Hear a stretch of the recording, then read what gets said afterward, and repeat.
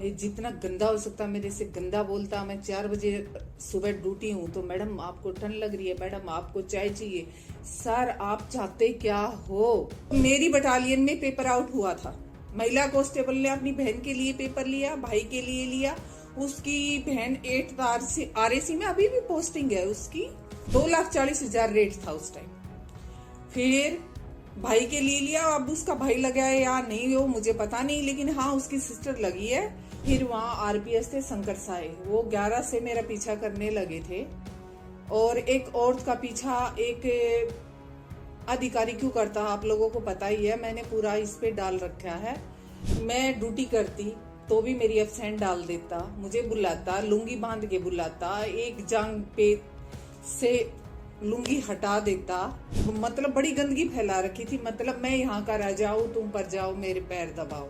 राम राम जी सभी को जो भी मेरा वीडियो देख रहे हैं। मैं आप लोगों को कुछ बताना चाह रही हूँ। मैं राजस्थान पुलिस में सर्विस करती थी। मैं 2003 के बैच की हूँ और मुझे निकाल दिया गया था रिटर्न फिजिकल सभी करने के बाद। उसके बाद मैं हाई कोर्ट से सर्विस लगी। तो मेरा संघर्ष वहीं से शुरू हो गया था जो मैं पहली बार कोर्ट से सर्विस लगी। और हरियाणा नाम नहीं लेते थे, अधिकारी हरियाणा वाली बोलते थे। मैं बीएड की हुई बंदी, हमेशा मैंने 12 साल संतरी ड्यूटी की है। और राजस्थान की लड़कियां 8वीं पास भी हमेशा ऑफिसों में रही है। देखो जी, जातिवाद क्षेत्रवाद होता है। हम पाकिस्तान से कहां तक लड़ेंगे जो हमारे यहाँ इतना जातिवाद क्षेत्रवाद है। मेरी 9 साल की नौकरी बीकानेर की है। उसके बाद मैं ट्रांसफर दिल्ली आ गई 8th RAC। फिर वहाँ RPS थे शंकर साए, वो 11 से मेरा पीछा करने लगे थे। और एक औरत का पीछा एक अधिकारी क्यों करता आप लोगों को पता ही है, मैंने पूरा इस पे डाल रखा है। तो मैं ड्यूटी करती तो भी मेरी एब्सेंट डाल देता, मुझे बुलाता, लुंगी बांध के बुलाता, एक जांग पे से लुंगी हटा देता, बच्चों को वहां रखता, कांस्टेबल वहां काम करते। मतलब बड़ी गंदगी फैला रखी थी। मतलब मैं यहाँ का राजा हूँ, तुम पर जाओ मेरे पैर दबाओ। तो मेरी कंपनी का चार्ज उनके पास आता तो बकवास करते हो। मेरे हाथ पे चोट लग गई तो मेरी एब्सेंट डाल दी और मेरे से काम भी करवाता। मैं ममता जी के पास गई, ममता शर्मा जी ने महिला आयोग, तो उन्होंने मेरी आमद करवाई। तो फिर उमेश जी आ गया IPS, तो उनके सामने भी इन्होंने क्या किया, मेरे हाथ पे चोट लगी हुई थी तो भी बंदा मुझसे मैस में काम लेता और फिर भी मेरी एब्सेंट डाल दिया कि आपका हाथ टूटा आप जाइए, क्योंकि जो चाहता था उसको मिल नहीं रहा था। तो भेजो, देखो आप लाइट ड्यूटी है, एड्स वालों के लिए लाइट ड्यूटी है। वहां जो उल्टे कर्म करके मर के आती हैं उनके लिए लाइट ड्यूटी दे रहे हैं। मैं नाम नहीं लेना चाहती किसी लड़की का। और मैंने विदाउट पे रहकर मेरे बच्चे को पाला है। और फिर बंदा मेरे को इतना, फिर दत्ता साहब ट्रेनिंग में चले जाते 15 दिन, फिर मेरी एब्सेंट डाल देता, फिर मेरे को बुलाता। फिर मैंने दत्ता साहब को फिर से कॉल किया, दत्ता साहब बोले मैं आ जाता हूँ, तब तक तो अपने घर है। दत्ता साहब ने जैसे CLPL मेरा मेडिकल करके वो कर दिया। फिर मेरी सर्जरी होने वाली थी तो मैं मेडिकल से आई तो बंदा फिर मेरे को टोर से, मतलब 11 से लेके 14 आ गया। और आप कर रहे हो ना पेपर आउट की बात, हरियाणा राजस्थान ये वो। तो मेरी बटालियन में पेपर आउट हुआ था। महिला कांस्टेबल ने अपनी बहन के लिए पेपर लिया, भाई के लिए लिया। उसकी बहन 8th RAC में अभी भी पोस्टिंग है उसकी। और उसने अपनी बहन के लिए पेपर लिया। बहन 2,40,000 रेट था उस टाइम।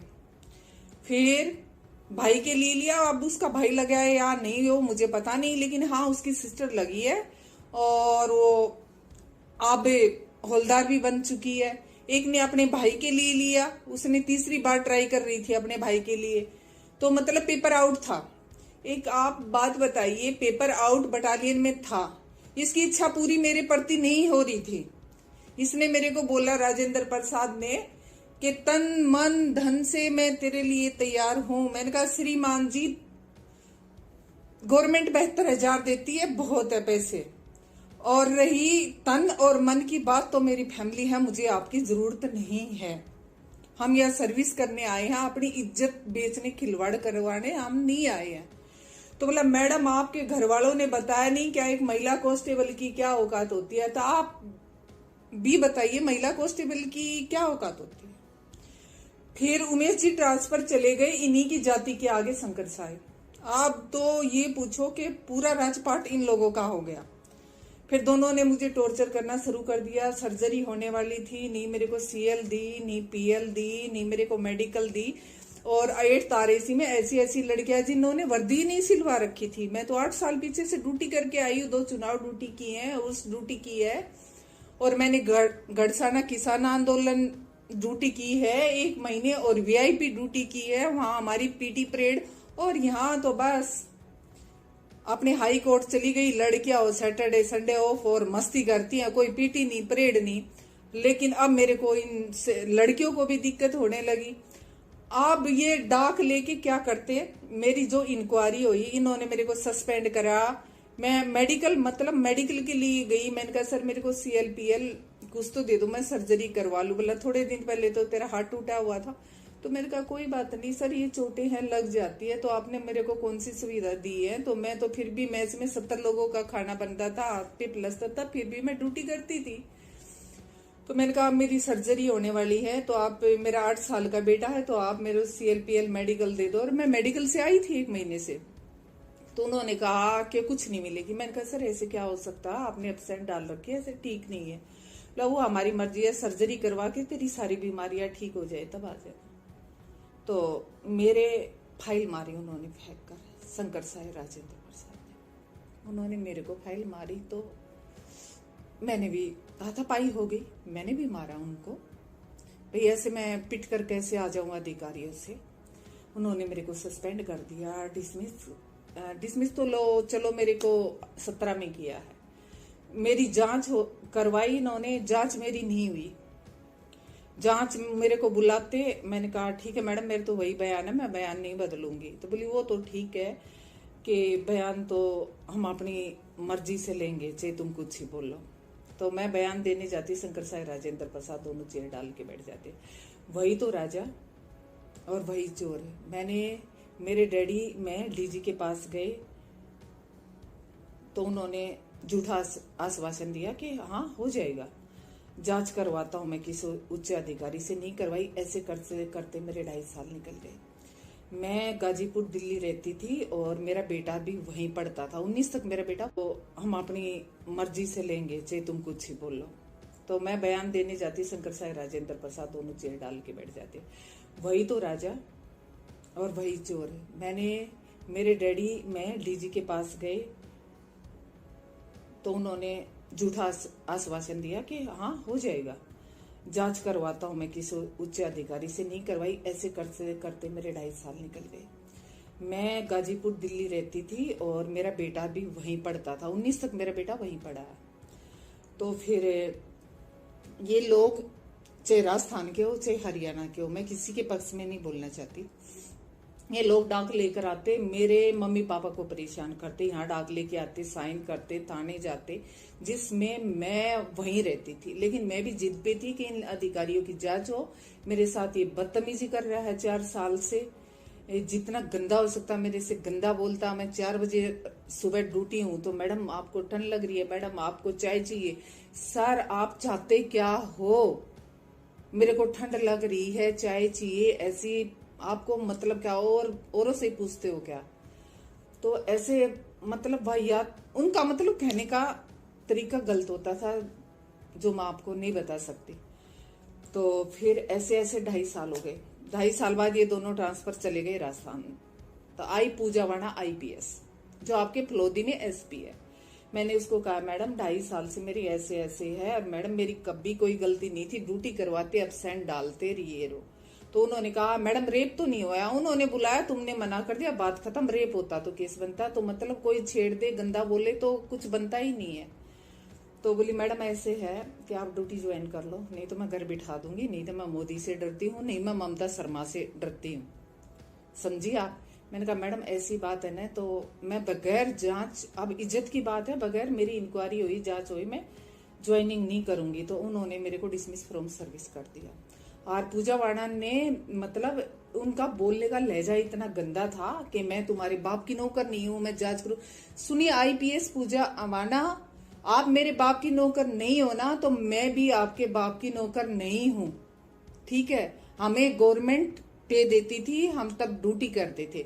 और जैसे एसआई भर्ती में है, मेरे को लगता है कि तू भी एक वाहियत घटिया औरत है, फर्जी ऐसे पेपर खरीद के आईपीएस बनी है। तेरे को पता नहीं है क्या, इसने मेरे से वो रंजिश निकाली है, जीपीएफ एलआईसी सब कुछ मेरा जमा कर दिया गया। तो जो सिर्फ देशद्रोही का होता है, आपसी रंजिश क्या थी कि वहां पेपर आउट हुआ था।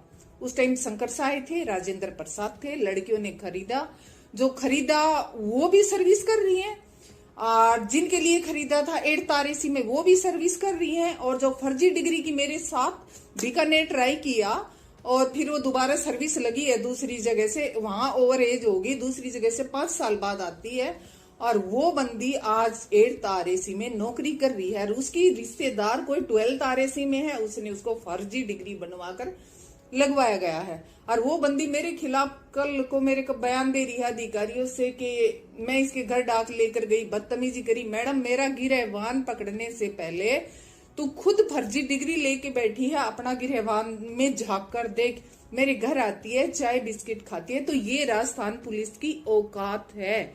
और एसआई वाला बिल्कुल सब्जी के रेट में पेपर बिका। और मैं राजस्थान के मुख्यमंत्री जी से एक बात पूछना चाह रही हूं कि आप राजस्थान पुलिस को क्यों बचा रहे हो। जो पेपर आउट हुआ है एसआई का, क्या राजस्थान पुलिस का हाथ नहीं है इसमें? है। और राजस्थान पुलिस को बिल्कुल बचा रहे हैं। बच्चों के साथ बिल्कुल अन्याय हुआ है। मेरी 12 साल की नौकरी थी और 8 साल मुझे आज कोर्टों में घूमते हो लिए, क्योंकि अधिकारी राजस्थान के, जनता राजस्थान की, जो भी था राजस्थान के, और जिन लोगों ने मेरे खिलाफ गवाही दी, क्या उनका एक का भी बयान कोर्ट में हुआ? मैं 4 वकील बदल चुकी हूं, लेकिन मेरा फैसला अभी तक नहीं आया। मुझे 8 साल हो गए, मेरा बेटा 8 साल से आज 17 साल का हो गया। मैंने मेरा गुजारा कैसे किया है, मेरे बच्चे को कैसे पाला है।